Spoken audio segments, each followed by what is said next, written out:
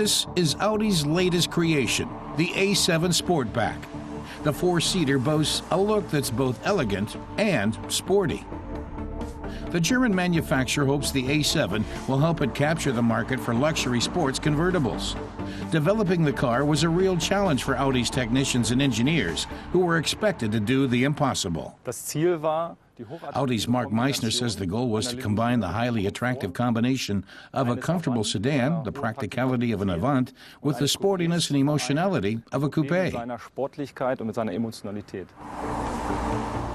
Now, Audi is hoping that well-heeled buyers will be willing to shell out for this mixture of sportiness, elegance, and functionality. Just to make sure, they've thrown in an extra incentive: fuel efficiency. The Audi rep says the vehicle comes with a choice of 4 quality motors, 2 gas and 2 diesels.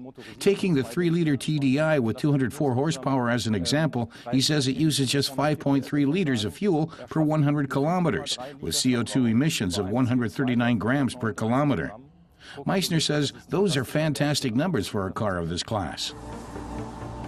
Our test model wasn't so fuel efficient, but had more horsepower under the hood.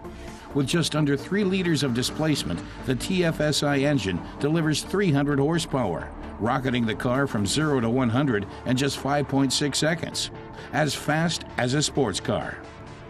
Average fuel consumption is 8.3 liters per 100 kilometers. The gears of the 7-speed S-tronic automatic transmission can also be shifted manually via a switch on the steering wheel. And an 8-inch display helps drivers keep their bearings. The 3.0 TFSI features Audi's latest generation permanent all-wheel drive.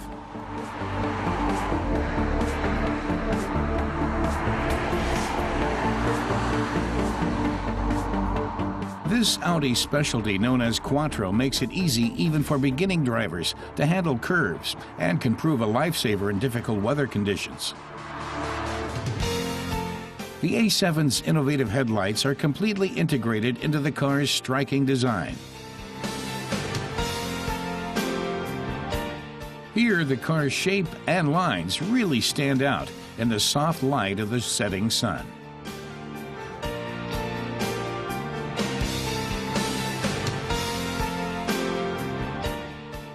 At the rear, the retractable spoiler helps ensure good handling at high speeds.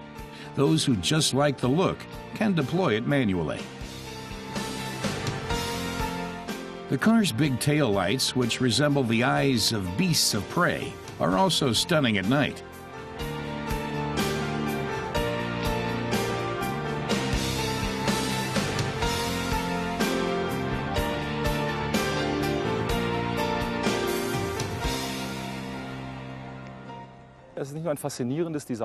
Mark Meissner says, however, the car doesn't just feature fascinating design, it's also combined with typical Audi technology. He says the car uses light, aluminum components, which make the body 15% lighter than standard car bodies. At the same time, he says the A7 has high-tech features, like LED headlights, uses Audi's MMI touchpad monitor, and adaptive cruise control with a stop-and-go function, which can even bring the car to a complete stop.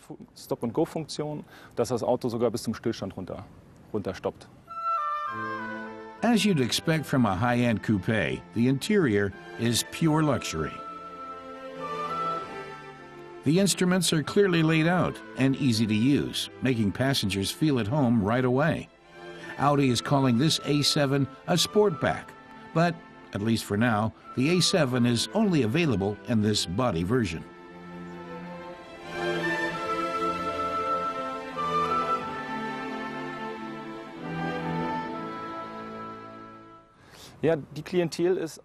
Meissner says Audi's clientele is very design-oriented, enthusiastic about technology. He feels they fit wonderfully with the A7, especially those customers with a love of detail. They'll feel right at home in the A7 Sportback, he maintains. What's unusual about the A7 is that it's a convertible with the functionality of a station wagon.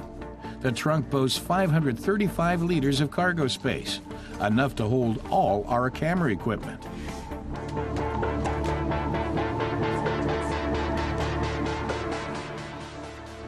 In Germany, buyers will fork out at least 51,500 euros for an A7, and the price tag for opulent special equipment versions is considerably higher. But in this category, price doesn't play a major role. That's why Audi is hoping that the A7 is on the road to success.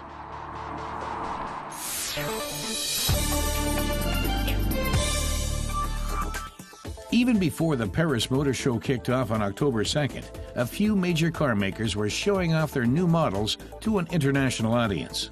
Porsche was turning heads with its special edition 911 Speedster, a throwback to the purist 356 Roadster of 1953. The convertible is powered by a 3.8-liter, six-cylinder flat engine with 408 horsepower. Porsche's special edition 911 Speedster is available in a limited series of just 356 vehicles and will retail for slightly over 200,000 euros in Germany.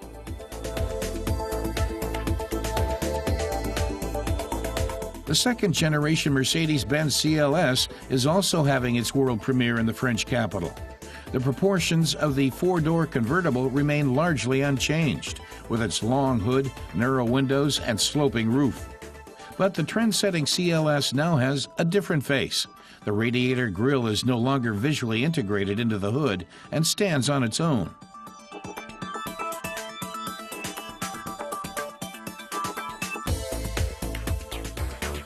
In Paris, Volkswagen presented its new Passat. Both the sedan and station wagon versions now boast the new face of VW, making only minimal changes to the vehicle's length and width.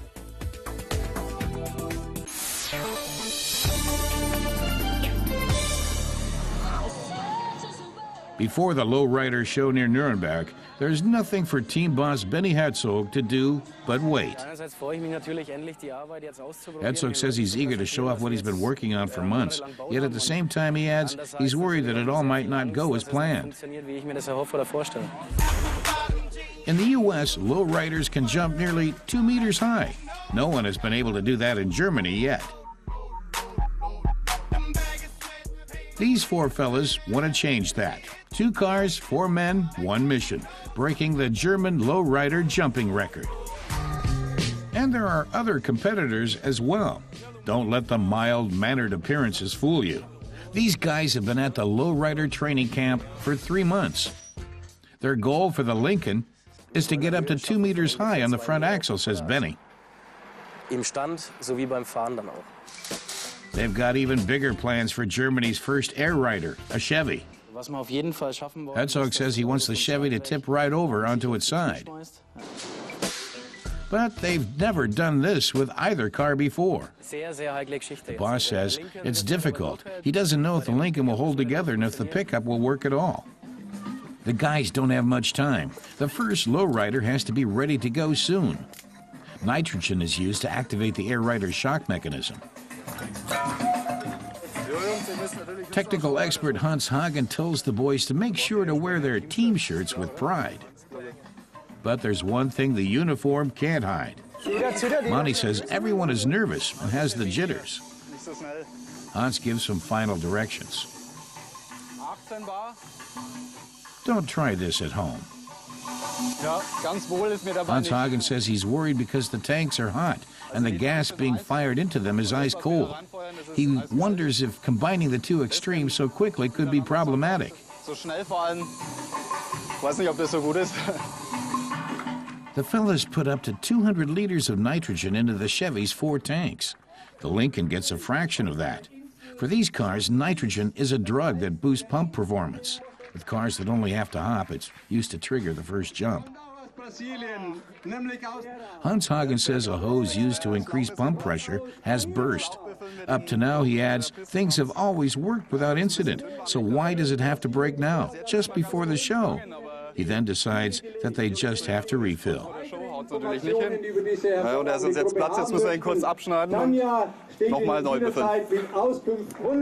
They've spent 14,000 euros on the Lincoln and put 1,500 hours of labor into it as well. And now a measly 20-euro hose could prevent them breaking the European record.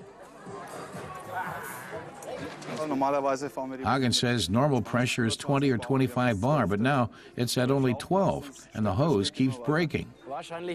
Benny is philosophical. He says it may not work, but the car can be kept under control, so he'll give it his best shot.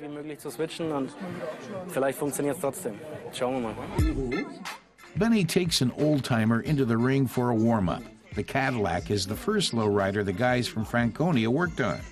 It hasn't yet been equipped with German hydraulic components.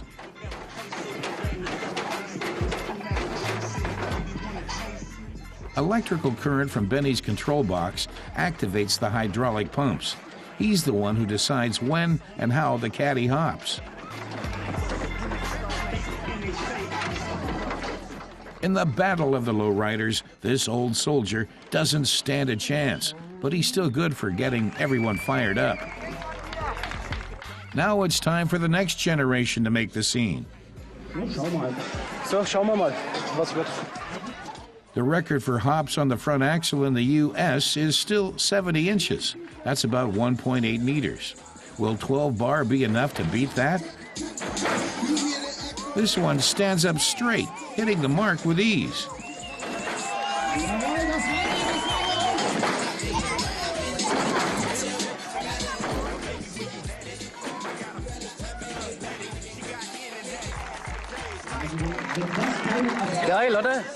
Benny has some words for the opposition and is a gracious, if somewhat repetitive record breaker. He thanks the home crowd. Now it's the problem child's turn. A broken axle meant they ran out of time to practice on the Chevy pickup, so no one knows if it'll take flight.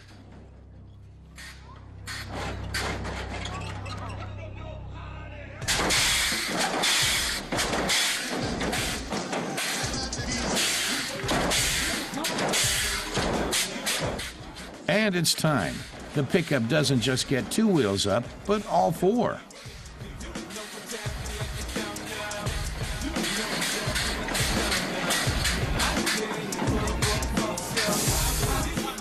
But it still can't keel onto its side. The fellas have more work to do.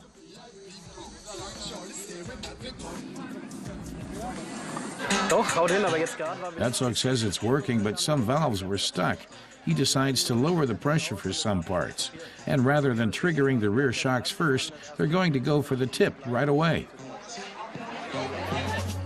This isn't just a premiere for Germany, but for all of Europe.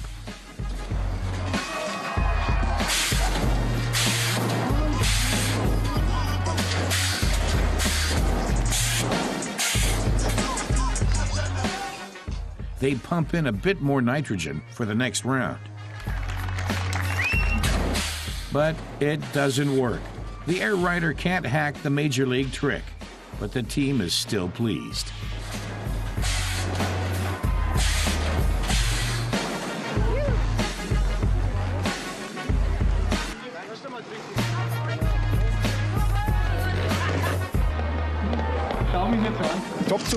Manny says things went fine. The jitters are gone and two nice gals bring him a drink. What more could he want? His teammate has trouble articulating and chalks it up to excitement. Porche says he's pleased, but wants more. He's determined to get the Chevy on its side. Benny says the compression Air Rider dancers exclusive to the U.S. were the model. He says he isn't going home until they get the Chevy on its side. Benny's hoping that the Air Rider will do better on asphalt than a gravelly surface. I'll blow out all the gas cylinders we have, says Herzog. He says he won't stop until the pickup is turned over.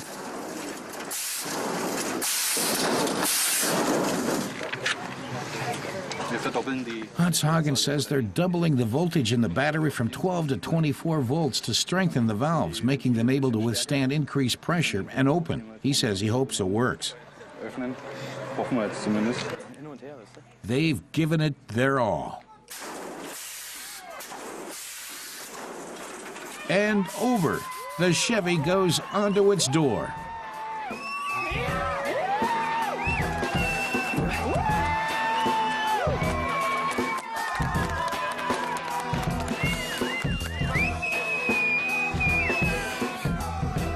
Viel Spaß beim Überbieten. Herzog dares the competition to top that trick.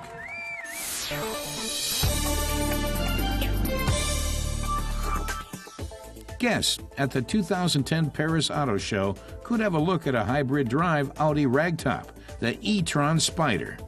The car's get up and go comes from a twin turbocharged diesel V6 backed by two electric motors that power the front axle of the TDI.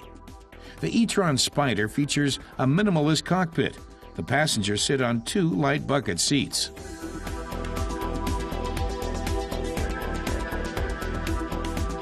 Another novelty premiering in Paris is Smart's electric e-scooter. The scooter's weight-bearing chassis is based on the safety cell of the Smart 4.2. The e-scooter zips along, spurred by a 5.5 horsepower rear-wheel direct-drive electric motor. Its range is about 100 kilometers. Charging takes about 3 to 5 hours and can be done by plugging into any standard household electrical outlet. Chevrolet already introduced its electric car, the Volt, 3 years ago at the Detroit Motor Show. Now it's here in Paris for introduction to the European market. Production is due to begin in Europe next year. The reason for the delay, say manufacturers, is that the range for the European model is being extended.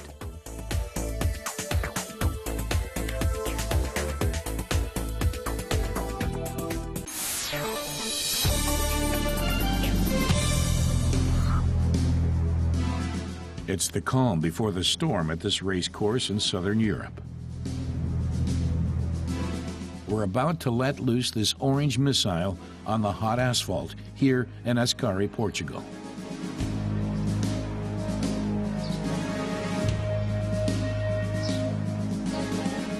The M3 GTS is the gutsiest mid-range BMW that you can get your hands on, and the sportiest.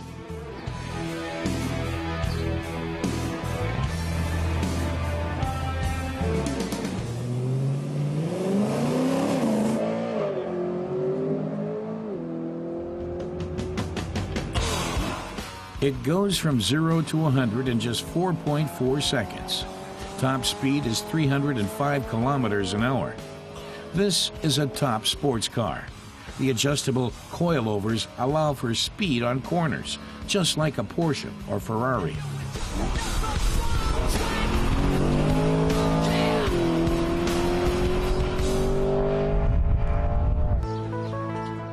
But the elaborately aerodynamic M3 GTS is unique to look at from outside, with its massive rear spoiler.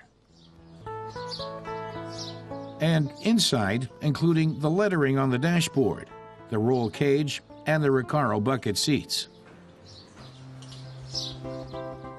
Instead of a back seat, there's a fire extinguisher, and you can forget the air conditioning and radio. As Wolf Scheibner from BMW says, what the customer wants is a piece of pure sports equipment.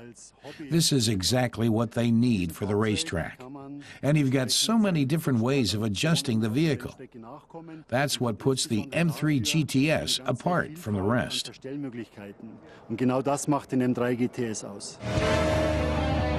The rebound and compression shock absorbers can be adjusted separately, and you can lower the entire car, the front by 16 millimeters and the rear by 12.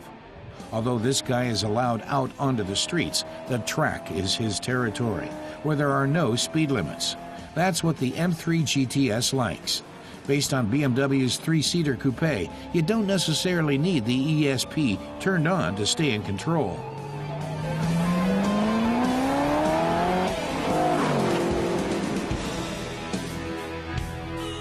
A look under the bonnet reveals a 4.4-liter V8 that delivers 450 horsepower, 30 more than the smaller V8 with the normal M3. A 7-gear dual-clutch transmission feeds the power to the 19-inch wheels. But there are only 150 M3 GTSs, and even though they cost double the price of the regular BMW M3, about 137,000 euros, all 150 have already been sold.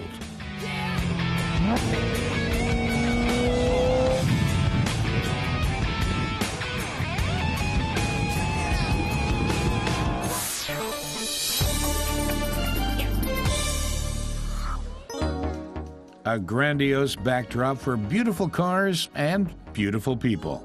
This is the Schloss-Bensberg-Classics. It's the second time the classic car event has been held.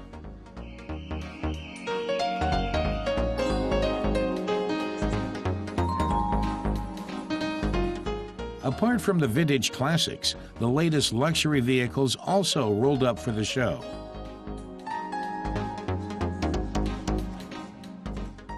Which even included an historic rally. The course went right round the castle itself. The celebrities were able to experience for themselves how their favorites stood up to the extended 190-kilometer test. In 2009, the first Schloss-Bensberg-Classics was a big success. The classic concept proved a winner, and this year again attracted the crowds. A treat for the eyes this time was the Lamborghini Countach LP 400. Actor Christiane Paul is a definite fan. An older model was the undisputed star of the Geneva Motor Show back in 1971. Essentially, there was something for everybody at this car show.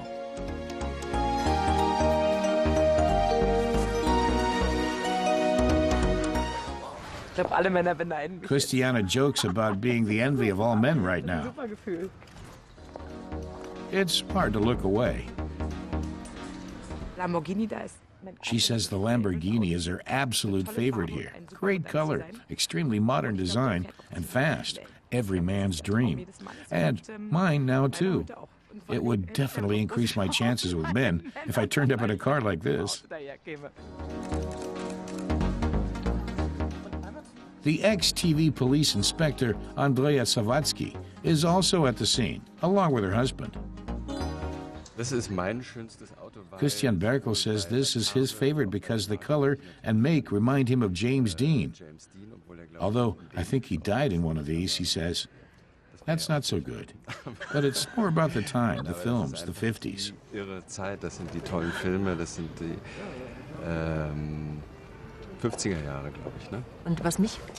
His wife says she's fascinated by the Porsche's symbol on the steering wheel. Even everyday cars are also made to feel at home at this classic series. Peter Lohmeyer loves the old VW bus.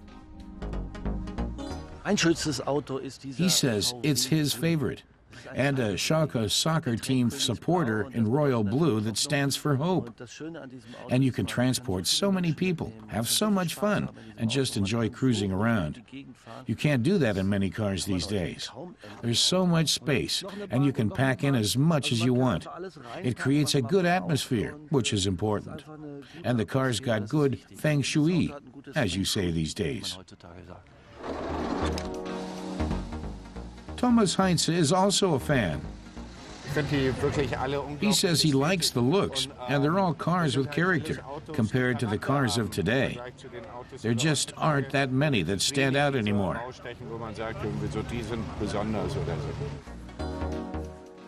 Errol Sander has found his dreammobile, expensive, elegant, and fast. That's what's important to him. He says there are 3 cars that impress him. One is the 918 Spider. The shape is amazing. The sport lines are unique.